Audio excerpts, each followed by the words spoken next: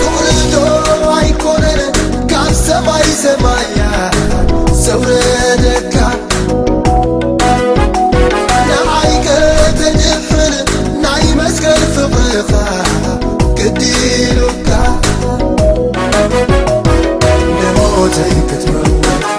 صوري كنت تروح فقرك كديلوكا تعرفي كتلوتو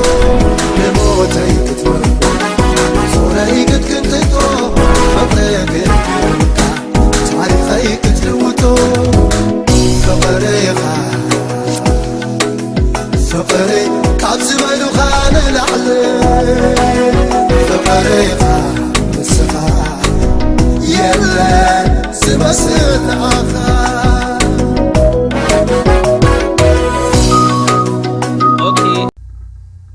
مصنعت مصحف قدسنا كاب لوقاس وانجيل معراف إسراء كاب قصر حدا كساب 10 شعاتينا خنرئي صنيحنا حجرما أنا سامرا اسك قبرلكم እግዚአብሔር ይባረኩም حجون እግዚአብሔር كزاربنايو تي لبنا كفحنا نزقال نتنسمو قال دما كنأززو كاب እግዚአብሔር ጸጋና ለመና بصوري منفس نسمع እግዚአብሔር ይባረኩም كاب قطر حدك ساعة شمون تزلو حساب كنببمو شعو غصلي مالتي بحانتي كابتن معالتاتي اند ما كونه نهزبي أبيت مقدس كمهروم وانجيلون كسب كلهم ليقاونتين كحناتن صحافتن مس أبيت خوينهم تنسيهم بيناي سلطاني خازي تقبر زلو خازي سلطان زس منحابكاس كنغرنا يلوم تزاربو نسو خا يسوس كا أناون حانت نجر حتىكم اللهم ونجروني تمكت يوحنسي كاب سمايدو ويس كاب سبيا إلو ملسلهم نساتهم كاب سماي انتبلنايو كميدا عزي أمنكم وخبلناي كاب سب انتبلنايو خا كل حزبي يوحنس نبي مخانو يأمني مو بأمنه تشفلقناي إلهم بلبهم يحاسبوا سلزنبرو كابي مخانو هم زي فلت وملسلو يسوس كا أنا ون بيناي سلطان زي خم زغبر أي نغركم مني بالوم يبلنا very interesting بتعمل زدن كفلي زي خفلزي يسوس بيت مقدس اندام حاره وانجيل الناس بخه كله أمونغو تمرتي زوم ليقاونتي كحنات صحافت مس عبيت خوينهم تنسيهم حدا حتو نيسوس كحتو خلو نرئي زلنا بحصيرو نيسوس كريستوس كابت زغبرو نجر كم زقارص وينا نري حتوم دمانتاي نيرو بيناي سلطانيخا تمهر زلخا بيناي سلطانيخا ازي تغبرو زلخا سلطان زس منحبك زبلي يسوس كريستوس بيناي سلطاني خاز تغبر زلوخا الى كحتت كله يسوس كريستوس بممحارو طرا يكونن زوم سبات بيناي سلطاني خاز تغبرو زلخا زبلو نو نتوم زشايطو دما بكرماج غيرو اوصيوم يقدمو قدمو نتا قدم ممحارو نتي بيت مقدس اصري نعون كلاي بيناي سلطاني خانز تغبر زلخا كبلو خلو يسوس كريستوس ازي مولو سلطان سيماني بوكا اب كله السلطان نتيوم زشطون زشايطون بقرماج ناوقعخا كتوصوم اتي صدقه مشرفتي كدنكلو نتي نمسوعات استدالوا اباغي اخونا قرارو رغابيت كتنفرن من ازي سلطان زي من يبوكا زبل حتوي من كتمهر سلطان يبوكا طرا يكون نزي كله زكاته حتوي ابزخنا حاتهم زغبونا حتوتات አለው ዞም ሰባት ስለምንታ يوم አሞንጎ ትምርቱ ከምዛ አይነት ሕቶ ከሓቱ ወደልዮም ኢልና ክንሓትታለና እቶም ሓትትኻ በዓል መንዮም ኢልና كنحاتت صبو خويني سمعني اتحطهم بعلو نتأكب هزبي زما حلالفو ابا ملكتلو استبيلكم دولو اللهم قدسان كم تزنغركم كتسعلو لكم ابا امركم سئل خلو علو يسوس كريستوس يمهر علو ازيوم دما امونغو تلعيلهم بيناي سلطاني خا نزي تغبرو زلها تغبر زلها يلوم حاتيتومو اناتهم حاتتي دما كنستبرالو لهم علنا زوم سبات اب قدمتهم اكوبات حزبي نيسوس بيناي سلطاني هاز تغبر زلو خايلهم كحتو خلو بتزواواري انتايم زبلو زلو عين فلطكان بعنا فلوت أيكون كان نحناون كتمهر سلطان أيهابنا كان يمزبلو زلو إزهم سبات كونا يلوم يوم نزحتو أب قدمتو زمهرومن وانجيل زسابكومن زنبرو سبات هاتيتمو نزز قبورو لو أند مغنيات دما سلمنتا يندهر إلنا حاجة نيسوس كريستوس كدهلووي سميعهم اللهم نيسوس كريستوس كون يلوم كدهلوو أب قدمت أكوب هزبي كحفرو إلوم يوم نزي جيرو بخال أي درجة دما አገልግሎቱ ንምትዕንቃፍ ኢሎም ዝገበርዎ ነገር እዩ ምክንያቱም ከም ተዝራዕናዮ ናይ ኢየሱስ ክርስቶስ ተፈላጥነት ኣብ ኩሉ ስለ ዝበጽሐ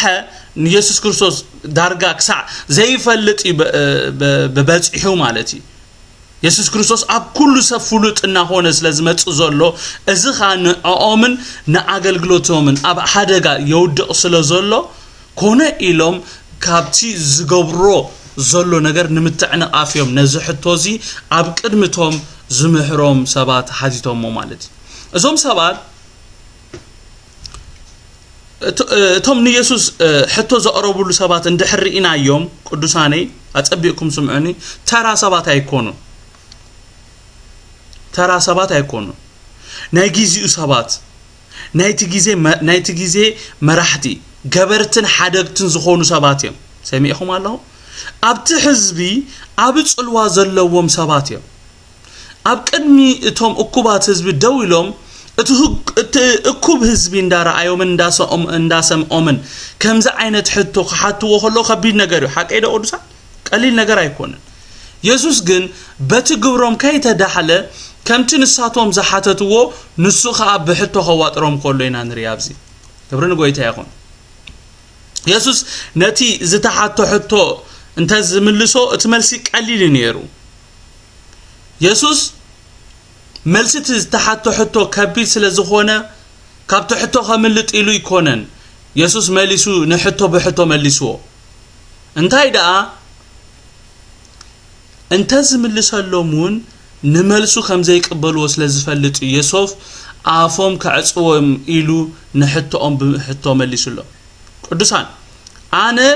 ካብ እግዚአብሔር ዝተላኣኩየ ኣነ እትቅቡኤ ኣነ ትኽመጽ ዘለዎ ክርስቶስ እንተ ዝብሎምን እዞም ሰባት እዚኦም ኣይምተቀበልዎም ነይሮም መሊሶም በቲ ዝመለሶ መልሲ ካልሽግር ምፈጠሩሉ ነይሮም ስለዚህ ኢየሱስ ክርስቶስ ንሕቶኦም ብሕቶ መሊስዎ ኣብዚ ንኹላህና ርድእ ኸውን ዘለዎ ነገር እንታይ እዩ እዞም ሰባት ንኢየሱስ ከሓትዎ ከለው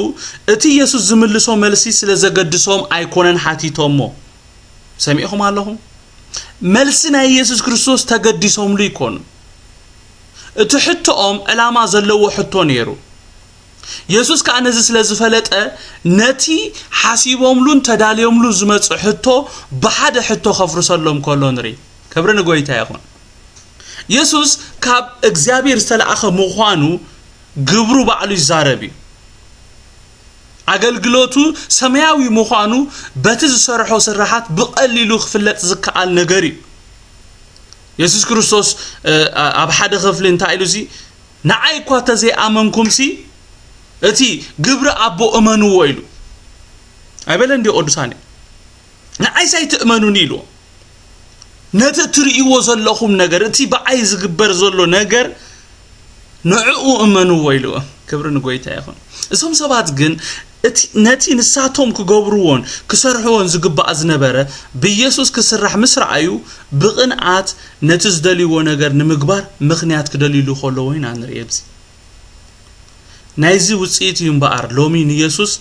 ኣብ ቅድሚ እኩብ ህዝቢ ክሕተት ዝገበሮ ኢየሱስ ነቲ ዝተሓቶ ሕቶ ንጎኒ ብምግባር ንሱ ኸኣ ብጊዲኡ ነቶም ሓተቱ ሕቶ ክሓቶም ከሎ ንርኢ ንሳቶም ሕቶ ሒዞም ክመጹ ከለዉ ክሕተቱ ምዃኖም ከይሓሰቡ ብምምጾም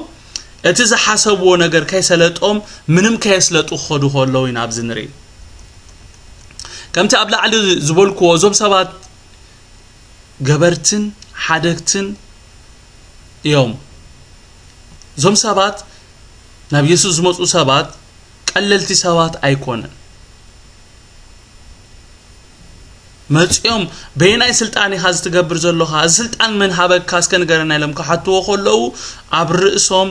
መልሲ ኣይክሕልዎን ኢሎም ብምሕሳብ የመጽዮም ምኽንያቱም ናይቲ ጊዜቲ መራሕቲ ናይቲ ጊዜቲ ገበርትን ሓደግትን በቲ ህዝብኻ በቃ ይፍለጡ እዮም ንሳቶም ፈሪሳውያን ንሳቶም ሕጊ ዘውፁ ንሳቶም ሕጊ ክትሕሉ ዝገብሩ ኩሉ ነገራት ዝገብሩ ንሳቶም ስለዚህ ንሳቶም መጽዮም በይናይ ስልጣን ይሓዝ ትገብር ዘለኻ ኢሎም እዚ ዓይነት ከቢድ ሕቶ ሓትዎ ከሎ ባዓቶም እዚ ከቢድ ነዚ ሕቶ ሓትዎ ከሎ ኣብ ርእሶም እንታይ ነይሩ ነዛ መልስ እዚኣ ከምልስ በቃ ኣይክእልን ዝብል ሓሳብ ነይሩ ምክንያቱም ንሳቶም እዮም መማሃራን ንሳቶም እዮም መማሃራን ዝምድቡ ንሳቶም እዮም ዝሾሙን ዘውርዱን ስለዚህ ኢየሱስ ነቲ ዝቀረበሉ ሕቶ ክምልስ ኣይክእልን ኢሎም ብምሕሳብ ኣብ መንቀራቅሮ ከእትው ኢሎም ነይሮም ሓቲቶሞ ኢየሱስ ግን ብዘይ ተጸበይዎ መንገዲ ካብቲ ዘጻወድዎ መፈንጠራ በቀሊሉ ክወጽ ከሎ ንሪ ክብርን ጎይታ ይኹን ኢየሱስ ነቶም ኮነ ኢሎም ናብቲ ዘጻወድዎ መጻወድያ ከእትው ኢሎም መፈናፈን ዘይብሉ ሕቶ ዝሓተትዎ ሰባት ንሱኻ ከምዚ ኢሉ ክሓቶም ከሎ ንሪ ንሱኻ ኣነ ወላ ሓንቲ ነገር ኣሓተኩም ኣለኹሞ ንገሩኒ ጥምቀት ዮሐንስ ካብ ሰማይ ዶ ወይስ ካብ ሰብያ ኢሉ መለሰሎ ንሳቶም ካብ ሰማይ እንተበልናያ ከመይዳ ዘይኣመንኩም ወብለናይ ካብ ሰብ ተበልናያኻ ኩሉ ህዝቢ ዮሐንስ ነቢ ምዃኑ ይኣምን እሞ በእምነ ክጭፍልቀና ኢሎም ብልቦም ይሓስቡ ስለዝነበሩ ካበይ ከም ዝኾነ ከም ዘይፈልጡ መለሱሉ ኢየሱስ ከኣነውን በይናይ ስልጣን እዚ ከም ዝገብሮ ኣይነገረኩም ይበሎም ይብለና እቶም ኣብ ቀድሚ ትእኩብ ህዝቢ ከዋርድዎ ክድህልዎ ንኣገልግሎቱ ድማ ከተዓናቀፉ ኢሎም ዝመጹ ንባዕላቶም ኣሕፊሩ ደጊሞም ከም ዘይሓትዎ ገይሩ ጸጥ ከብሎም ከሎ ንሪ ክብርን ሽሙ ይኹን ኢየሱስ ነቶም ብኽፍኣት ናብኡ ዝመጹ ሰባት ነቲ ዝመጹሉ ዕላማ ጸቢቁ ስለዝፈለጠ ንሕትኡ ስለዘይመለሱሉ ነትንሳቶም ዝሓተትዎውን ከም ዘይምልሰሎም ብድፍረት ክነግሮም ከሎ ኢና ንሪ ፈሪሳውያን እቲ ዝምልስዎ መልሲ ናብ መጻወድያ ከም ዘእትዎም ስለዝፈለጡ ነቲ ብኢየሱስ ዝቀረበሎ ሕቶ በአይን ፈልጦም ከዓጽዎ ከሎ ኢና ንሪ ነቲ ብኢየሱስ ዝቀረበሎም ሕቶ ቀድሚ መምላሶም እንታይ ኢሎም ኣብ ካል መጽሓፍቲ ናሓድሕዶም ክማኸሩ ከለው ይዘርኤና እንታይ ይብለና በቀሊሉ ብኸመይ መንፈስ ናብ ኢየሱስ ከም ዝመጹ የርኤና እንድሕሪናዮ ክዘራረብ ከም ዝተበልናዮ ከም ዝኽብለናዮ ከም ዝተበልናዮ ድማ ንምንታይ ከም ዘይገበርኩም ክብለናዮ ኢሎም ከም ዝከሓስቡ ከለው እቲ ዝመጹሉ ሓሳብ እቲ ዝመጹሉ መንፈስ ትክክል ከም ዘይኮኑ ባዕሉ እቲ ነንብቦ ቃል ይነግረና ምንም ምግላጽ ዘልዮ ነገር ኣይኮን ብኽፍኣት እዮም ዞም ሰባት ናብ ኢየሱስ መጽእ ኢየሱስ ቀሊል ዝመስል ግን ከኣ ነቲ ዝተሓቶ ሕቶ ንምምላስ ዝጠቅሞ ሕቶ እዩ ሓቲትዎ ኢየሱስ ነቶም ሓተቱ እንታይ ኢልዎ ጥምቀት ዮሐንስ ካብ ሰማይ ዳ ወይስ ካብ ሰብ ሲምፕል ሕቶ ሕጂ እዛ መልስ እዛ ሕቶ እዚኣ ካብ ዘን ክልተ ዝተዋሃበካ ምርጫ ሓንቲ ምምራጽ ሓቀይዶ በይናይ ስልጣን ይኻነ ዝትገብር ዘለኻ ዝብል ሕቶ ሓፈሻዊ ሕቶ ስለዝኾነ ብዙሕ መልስ ክትቦ ኢኻ ኣይኮነ እንዲ ሓቀይዶ ቅዱሳኔ በይናይ ስልጣን ይኻነ ዝትገብር ተለኻ ተይሉኻ ኣነ ከምዚ ኮይነ ከምዚ ኢልካ ብዙሕ ትንታነታት ክትበሉ ትኽእል ብዙሕ መልስ ክትበሉ ትኽእል ሕቶ እዚ ኢየሱስ ዝሓተቶ ሕቶ ግን ካብ ክልተ ምርጫ ሓንቲ ምምራጽ ካብ ሰማይ ዶ ወይስ ካብ ሰብ ወይ ካብ ሰማይ ክትብል ኣለካ ወይ ካብ ሰብ ክትብል ኣለካ እዞም ሰባት ግን ኣዝዮም ተንኮለኛታት ስለዝኾኑ ክፉኣትን እኩያትን ስለዝኾኑ ነቲ ኢየሱስ ዝሃቦም ምርጫ ኣይኮነን መሊሶም ካብ ሰማይ ተበልናዮ ከመዳ ዘይኣመንኩም ክብለና ኢሎም ካብ ሰን ተበልናዮኻ ኩሉ ህዝቢ ዮሐንስ ነቢ ምዃኑ ይኣምን እሞ በእምነ ክጭፍልቀናይ ካብዛ ሕቶ እነምልጥ በሓንቲ መንገዲ ኢሎም እንታይ ኢሎም ካበይ ምዃና ኣይንፈልጥን ኢሎም በቃ ባዓ ከምልጡ ተሰማሚኦም ማለት ከምቲ ባዕላቶም ዝበሎ መልስ ናይ ዝሓቶ ኣብ መጻወድያ ከም ዘእቶም ስለዝፈለጡ ጥምቀት ዮሐንስ ካበይ ምዃና ኣይንፈልጥና ኢሎም ክምልሱሉ ከለው ንሪ ካብ ሰማይ እንድሕር ኢሎሞ ባዕላቶም ዝበልዎ ስለምታይ ዘይኣመንኩም ጥራይ ዘይኮነስ ብሎም ዮሐንስን ብግልጺ ብዛዕባ ተዛሪቡ እሞ መንነተይ በየናይ ስልጣን ነዚ ገብር ከም ዘለኹ ንዓኹም ሕቶ ኣይምኾነኩምን ምበሎም ነይሩ ነዚ ስለዝፈለጡኻ እታ ሕቶ ካብ ሰማይዶ ወይስ ካብ ሰብ ክነሳ ባዕላቶም ሳልሳይ ምርጫ ወሲኾም ነቲ ኢየሱስ ዝሓቦ ምርጫ ሓዲጎም ካበይ ምዃኑ ኣይንፈልጥን ኢሎም ክምልሰሉ ከለዉ ንርኢ ከምታ ኣብ ላዕሊ ክብሎ ጸናሕኩ ሕቶኦም ኢየሱስ በየናይ ስልጣን ይገብር ከም ዘሎ ንምፍላጥ ዘይኮነስ ነቲ ሕቡእ ዝኾነ ኣጀንዳኦም ንምትግባር እዩ ነቲ ዝረኸቦ ኣጋጣሚታት ክጥቀሙ ዝፍትኑ ዘለዉ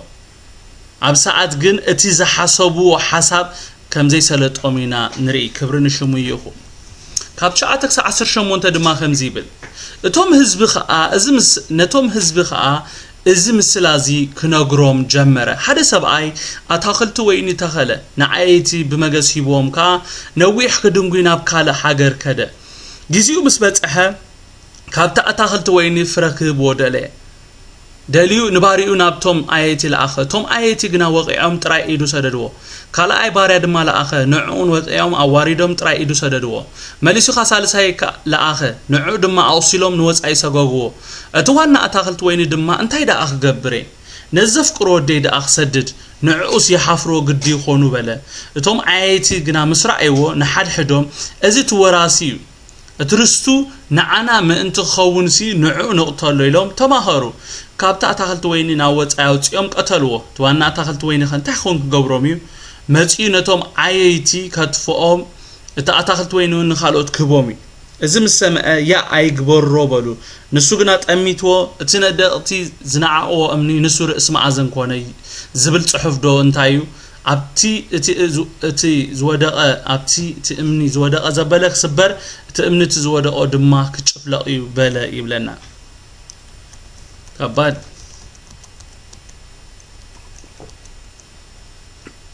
እዚ ክፍሊ እዚ ሰለስቲኦም ናይ ወንጌላት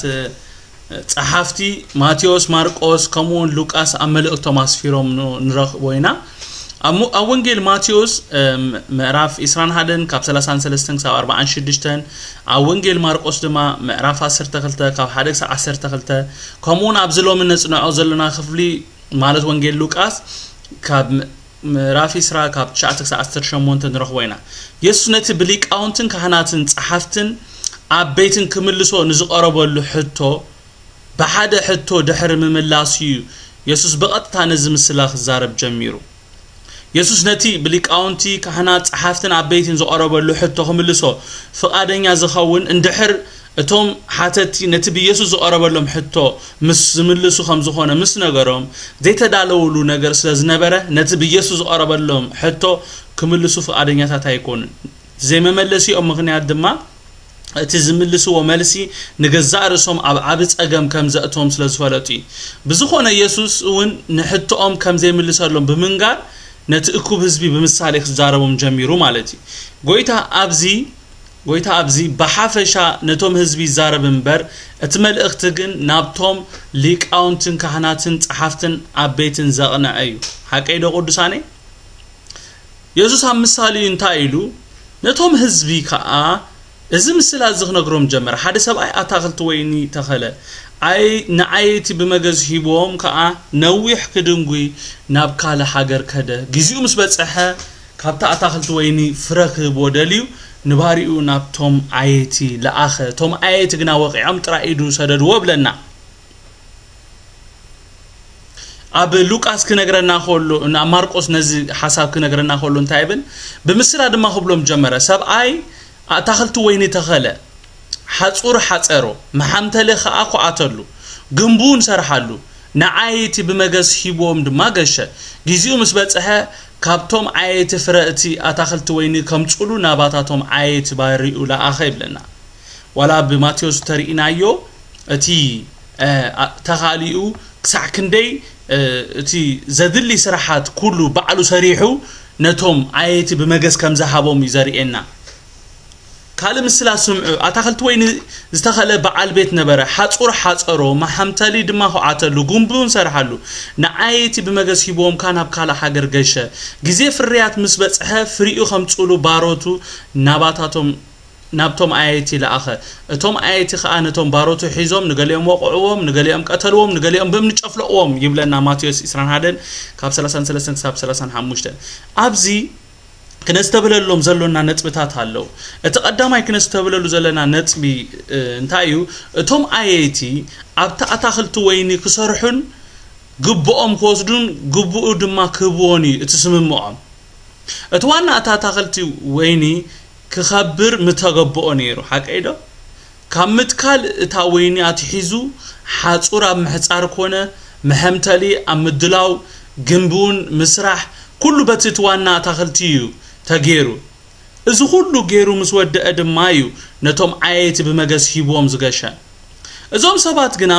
وعلوم بمفراس اب كند بتوانا تاخلتي وين استمدبلهم اجامم زوسدو وانا تي اتاخلت ويني نموخان بزحادرهم سسئه نتوم بوانا اتاخلت ويني تتلايخم زمصو باروت نغليهم انداوقعو نغليهم دما انداقتلو نغليهم دما بامن انداچفلقو نتي بوانا اتاخلت ويني نزقرب زنبره طلب انبيتهم بغبروم كغلصلو خلوينا ابزي بغلص انريو زلنا مالتي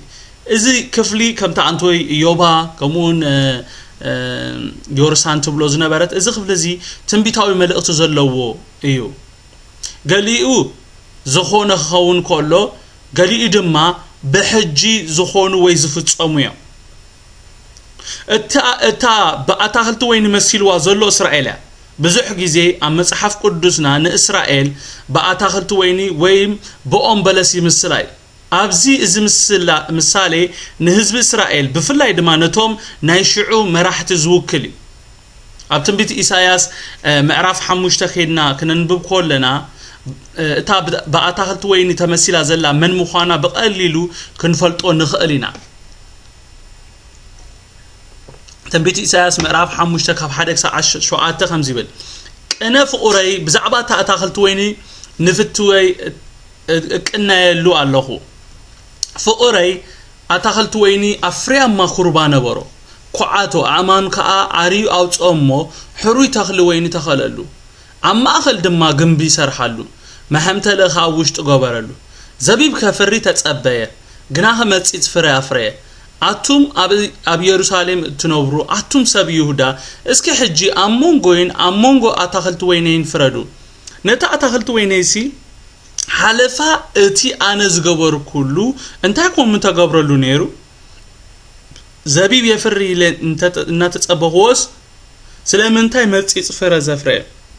ام باركنتي اب اتاخلت ويني زغبرو افلط الله نحصرو قنططه موغاسي خاخ خوني نمم كبابي كفرسي كرغصوني كبادموي ايكصلصلن ايكوسكوسن دماي اشوخن تخوربان كاخوقلي ندبنات دما زناب كيزنبولو كاززومي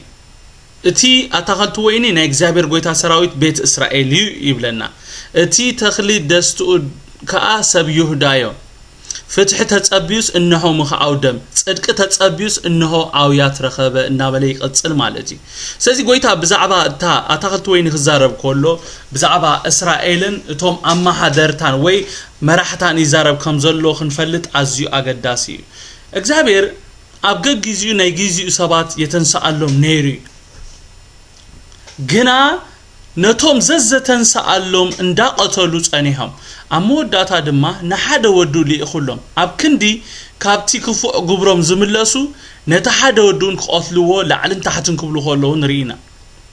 ኢየሱስ ኣብዚ ብዛዕባቲ ኣብ ቅድሚኡ ዘሎ ጫይ ዝዛረብ ዘሎ ነዚ ክፍሊ ከንብብ ከለኹ ዝገርመኒ ነገር እንተሎ كمت أنتو يرهبو تحفتي تبلو زنبرت نأبو أبانا زلو فقري أزي غرمني بتعميز غرمني زز سددوم أقلقلتو بزسكر أماوتان داتا أطلو نسوغنا ممليسو أقلقلتي مسدادا يقوارتن إزخانا أي أزي غرمني أزيو نزخف لي نامبابكو زغرمني نگر أزيو كمت أبلا علي زبولكو قويتا أبزينتهم سمعتو تنبيتاوي ملأختي ززارب زولو كساعتي يسوس زمصالو زمن بزوحات نا اغزابير سبات بتوم اغلغلتي املاخينا زبلون كالوتن تقاتيلوم حجي دما نت اغزابير زلاخو انكو ودخ اوتلو ኢየሱስ ነቲ ኣብ ቅድሚ ዘሎ ነገር እዩ ብግልጺ ኣብዚ ዝዛረብ ዘሎ እትዋና ታኸልቲ ወይኒ ድማ እንታይ ደኣ ይግበር ነዘፍቅሮ ወደይ ደኣ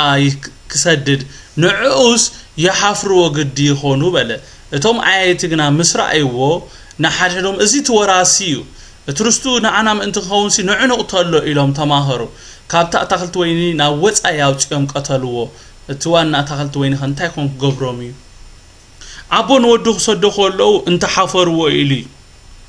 ንዑ ክሓፍሮም ተገበአ ነይሩ ናይ ኣቦ ትፅቢቱን ከምኡ እዩ ነይሩ እንተኾነ ግን ጥቓ ምሕፋር ኣይበፅሑን እኳ ደኣ እዚ እትወራሲ እዩ ብምባል ካብቲ ቦታ ኣታኸልቲ ወይኒ ንወፃኢ ኣውፅኦም ቀትልዎ ንርኢ ኢየሱስ ብዛዕባ ኣማውቱ እንኮላ እዩ ኣብዚ ዝዛረብ ዘሎ ኣብ ማቴዎስ 26:36 ከይድና ክንርኢ ከለና ኢየሱስ ተተሓዘሉ ቦታ ጌተሰማንያ ትባል ታ ቦታ ድማ ቦታ ኣታኸልቲ ንኢየሱስ ክሰቕልዎ ከሎ ካብታ ቦታ ኣታኸልቲ ንወፃኢ ኣውፅኦም ማለት ናብ ገልገልታ ወሲዶም እዮም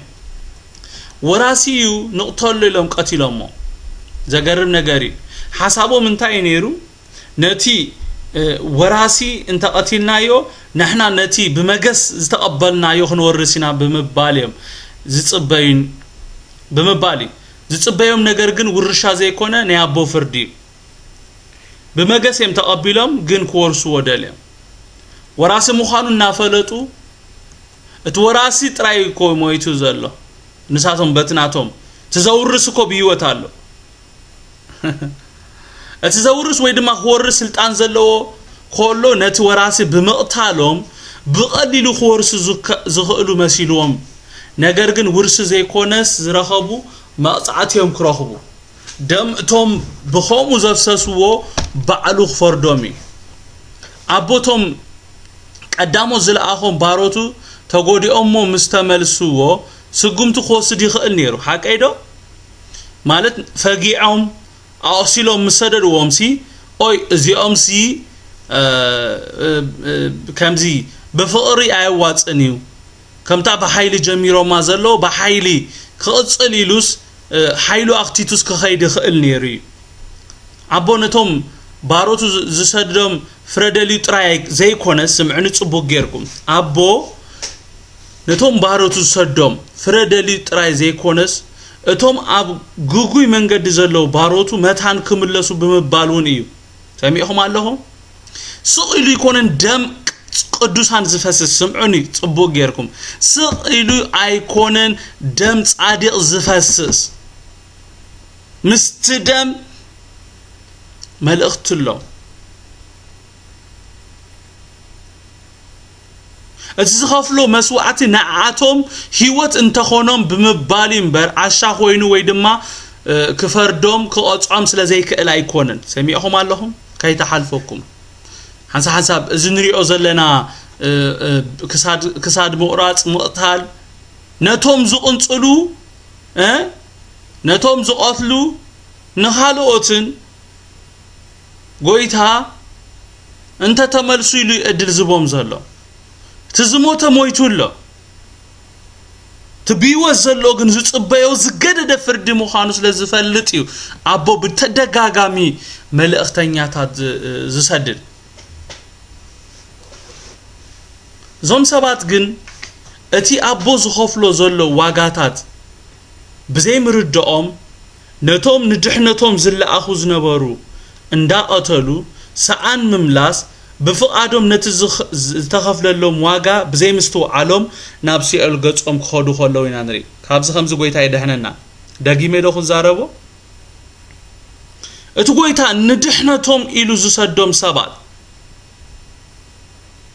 نغملسو إلو زسدهم سبات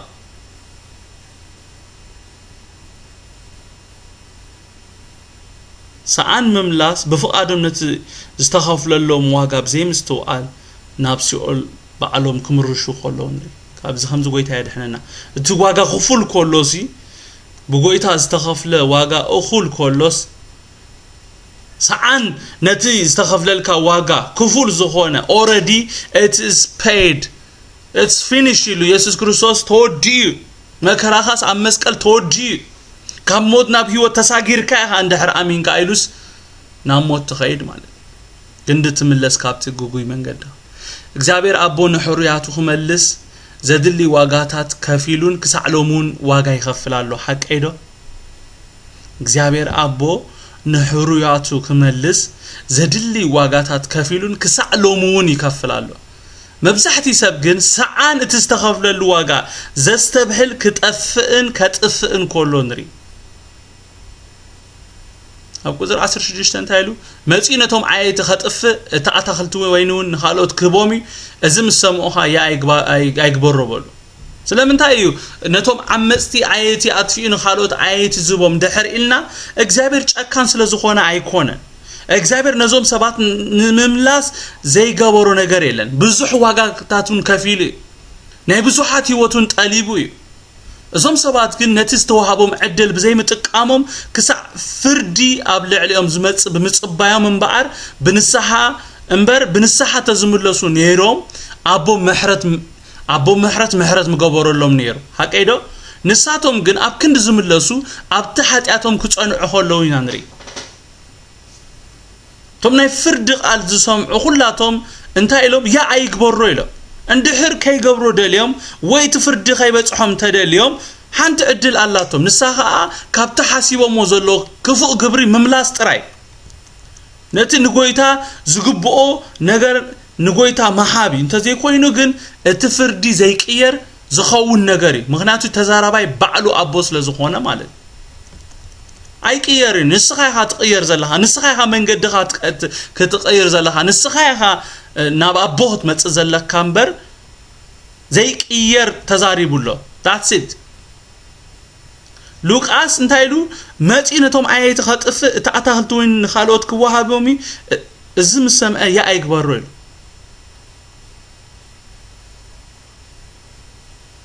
ሉቃስ ከምዚ ጥራይ ኢሉ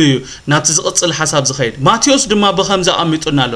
ጎይታ ኢየሱስ ነቲ ፍርዲ ነቶም ህዝቢ ከምዝሃቦም ቶም ህዝቢ ድኸዓ ዋናታ ኣታኽልቲ ኣብ ልዕሊ ዞም ዓመጽ እንታይ ክፈርድ ከም ዘለዎ ከም ዝሓበርዋ ኢና ንርኢ እንታይ ይብል ማቴዎስ 21 ካብ 4-41 እቲ ጎይታ ኣታኽልቲ ወይኒ ምስ መጸስ ነቶም ዓየት እቲኦም እንታይ ክገብሮም እዩ ኢሉ ሓቲቱ ጎይታ ንሳቶም ከዓ እቶም ህዝቢ እዮም ዝምልሱ ዘለዉ ንሳቶም ከዓ ነቶም ኩፉኣት ብኹፉእ የጥፍኦም ባዕሎም ናይ ፍርዲ ቃል ዝዛረቡ ዘሎ እቲ ኣታኽልቲ ወይኒ ከዓ ፍሪኡ በብግዚኡ ንዝህቦ ካልኦት ዓየት ብመገስ ይሓቦም በልዎ ይብለና ካብዞም ሰባት ሓላፍነቶም ካባታቶም ክውሰድ ዝገበሮ ካብዞም ሓላፍነት ዝነበሮም እሞ እቲ ሓላፍነት ካብኦም ክውሰድ ዝገበሮ አንድ ምክንያት እንታይ እንድሕር ኢልና ኣቦ ፍረ ደልዩ ብምስኣኒ ፍረ ስለዘይረኸበላ ነታ በለስ ረጊምዋ ኣቦ ካብ ወይኑ ፍረ ደልዩ ብምስኣኑ ካብቶም ፍሪኡ ዝበልዑ ወሲዱ ነቶም ንዕኡ ዝግባእ ፍረ ኣብ ገጊዙ ንዝህቦ ፍረ ንዝፈሪዩ ሂብዎ ስለዚ ንሕና ከዓ ካብዚ ክንመሃሮ ዘሎና ናይ ምድሓን ፍረ ንጎይታ ክበልዕ ይደሊ እሞ ናይ ምድሓን ፍረ ነምጻሉ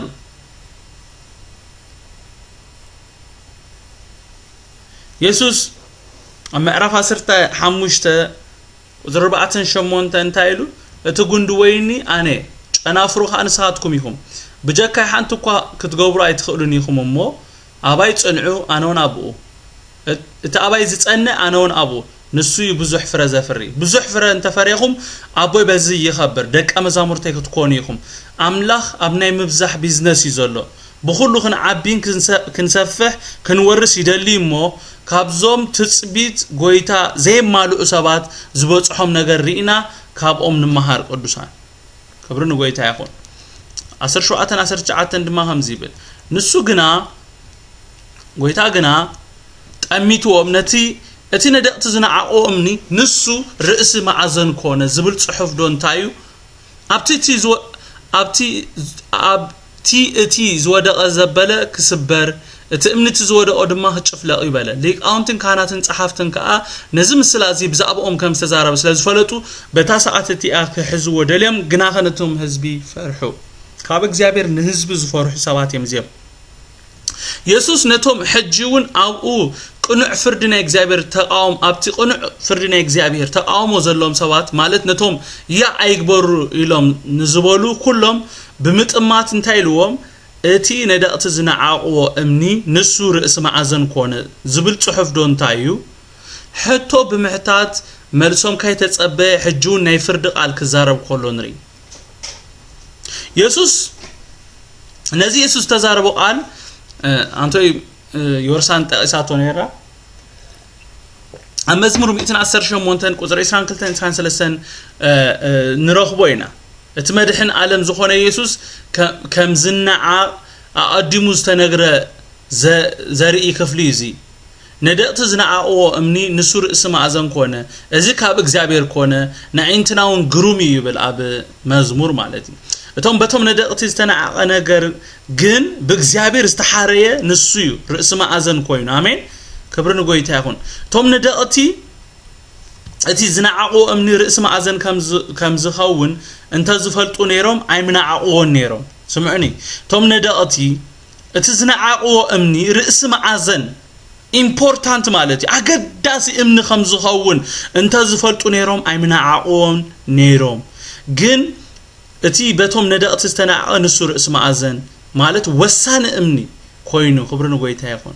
كتنعات غليها هنعقوا خليهم جن نالبات اسخا كورنر ستون كمنا يسوس كتكون تخليها عاد لاي نز زمن زي اغزابير غويتا نز جنريشن زحاب كاسب كتكون تخليها سعان مردوم شتات كبلو مخلي كبرن شمو يهون اتامني يسوس بعلي امين ولا كوا بتناي شعو مراحتي حيمانوت انت تنعقه انت توارده يسوس كن رئيس كله مع خلاي مراحي كمون عالم مدحن كوينو كبرن شمو يهون بزعبا زامني ابلوين اب حدش كيدان بزرزر تصحيفو نرخبوينا اتعمر وي كونسبت ناي امني ابزنتايو تري نايت امني صنعات تامني مسراتو زرئيو ابولي كيدان تامني ويتي صبق مسرات اغزابير مخانو نمغلاص يتقمولو نيروم اب نابنت ايوب 38 تايبل كواخب تصبح حبيروم كمسغنو كلهم دق املاخ الل كبلو خلو مسرتا اب منتاي تسرته وي امن معازنا زقوم من كون يخون يبل امزمور 18 خلتاون اغزابير كوحي اردي مناغفيي املاخي زحدملو صقعي والتاي قرن مدحاني لعل زبله خوليو بمبال اغزابير كم صنع زين انا مسرت غيرو كغلصو خلو نرينا بدحري دما تامنين تا خوينو معرغ ناب تناي بدحري دما تمعرغ ناب يسوس تمحلاليفو مالتي ابزه فطات 40 شعتن كاب اسران كلتن ساي اسران 4 ون كم تايبل قستو غنا صنيعو ينبر قلاصم اداو دما باداو اتنا يعقوب حيلي بتحلاون كوهن اسرائيل صنع قستኛታት አናዓብዎ ፍላጻ ወርዊሮም ድማ ሰገጎ ቀስቱ ግና ጸኒዑ ይነብር ቀላጽም አዳው ድማ በእዳው ትና ያዕቆብ ኃይሊ በተሐላው ከውህ እስራኤል ጸንዐ ይብለና አሜን አብትንቢት ኢሳያስ 28:16 ከምዚ ብል ስለዚህ እግዚአብሔር አምላክ ከምዚ ብላለው እነሆ አብ ጽዮን እምኒ መሰረት አሜን ነዚ እምኒ ያቆሞ ዘሎ ነዚ እምኒ መሰረት ዝኾነ ኢየሱስ እምኒ ያቆሞ ዘሎ ፍቱን እምኒ ሎ ድልድል ዝመሰረቱ ይሉ ክብርን ሸሙ ይኹን ክቡር እምኒ ኩርና አንብራለሁ አይገርመኩምን ብኡዝ አመን አይከሐድምን እዩ አሜን ስለዚህ እግዚአብሔር አምላክ ከምዚ ብላለው እነሆ አብ ጽዮን እምኒ መሰረት ፍቱን እምኒ ድልድል ዝመሰረቱ ክቡር እምኒ እምንኹርና አንብራለሁ ብኡዝ አመን አይከሐድምኒ አብ ካልናይ መጽሐፍ ቅዱስና ክፍል ድማ እትኸውሒ ወይ እምኒ ዝብል ሐሳብ ነቲ ካብ እግዚአብሔር በኢየሱስ ዝኸውን ፍርድ ዝውክል ኮይኑ ንረኽቦይና አብ ትንቢት ኢሳያስ 8:16 ንረኽቦይና አብ ትንቢት ዳንኤል 2 كاب 34-35 كاب 44-45 كيدنا انت انبيبنا اذا حساب زي او قوليه نرخوينا خبرني شو يكون عبزي لومي النصنع زلنا كفلي نيسوس كم امن مأذن قليص ولا امن مأذن اينا يندحر إلنا كم تي ابنتاشو مزنبمنا يو امن مسارات تقدم ايزنبر امني كمالتي نتا بيت دما زدلدل وي زصنع ንብብል ታታቤት ቁርናዕ ዝኸውን እምኒ ማዓዘን ተባይሉ ይጽዋዕ ማለት እዩ ነዚ ሁሉ ክብል ዘገደደኒ ስለምንታይ እንታይ ልኩም ርዝነት ናይቲ ኢየሱስ ተዛረቡ ቃል አጉሊሄ ከርኢ ስለዝደለኹ እየ አሜን ነቲ ቀንድን አገዳስን ዝኾነ ነገር የምንዕቆሞ ከም ነዳቕቲ ስምዑኒ ጽቡቕ ጌርኩም ከም ነዳቕቲ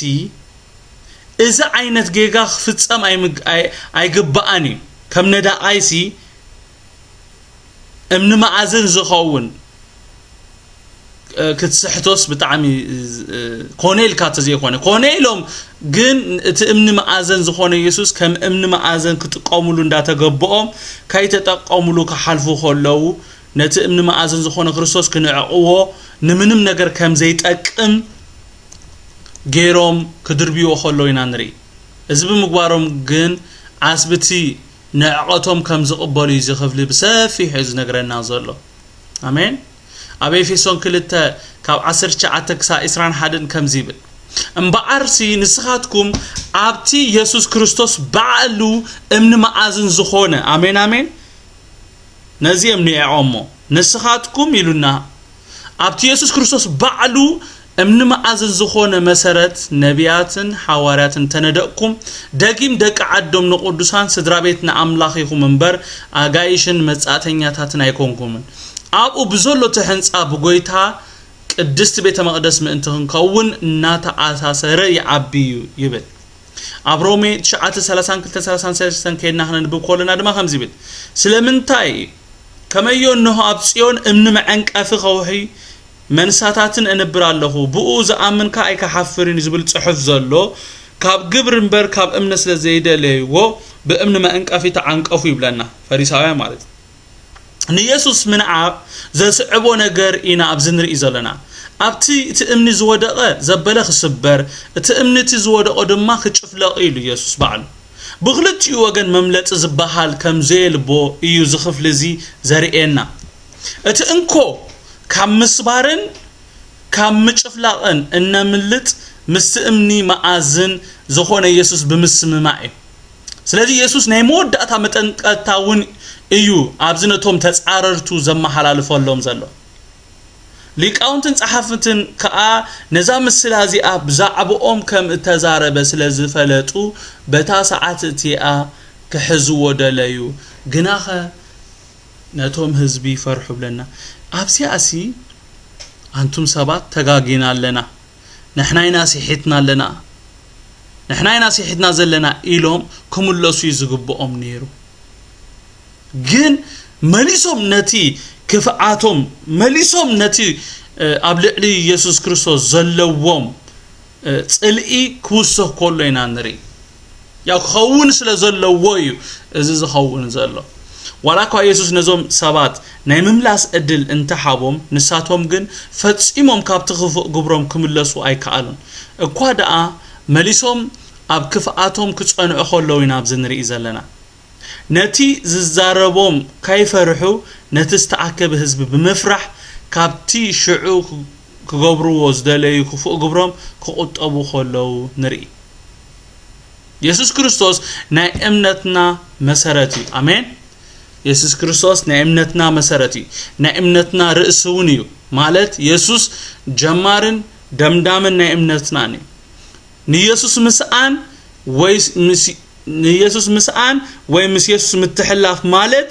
ንኹሉ ነገር ምስኣን ማለት እዩ ስለዚህ ንሕና እውን ክሳዕ ምጽኣት ክርስቶስ ኣብ ክርስቶስ ንጽናዕ ጎይታ ኢየሱስ ብነገር ኩሉ ይባርኩም ጸጉኡ ይብዛሓልኩም ጸሊና ክንውድኢና ዳውኩም አልዕሉ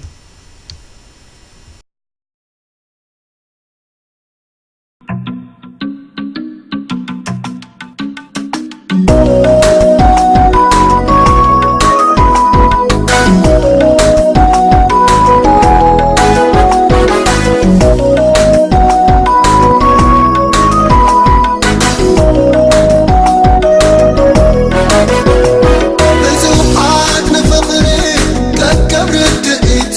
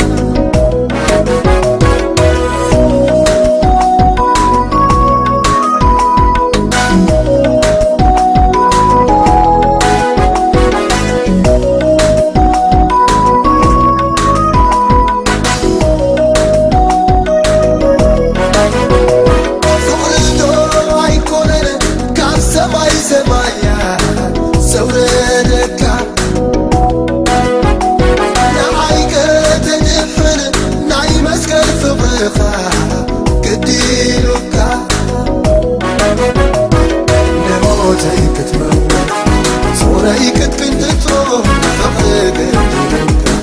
تاريخي كتلوتو نموتي كتلوتو صوري كتكنتو فقرك تاريخي كتلوتو فقريقا فقري كابزبالو خان العلي فقريقا مسخا يلا سبسن آخر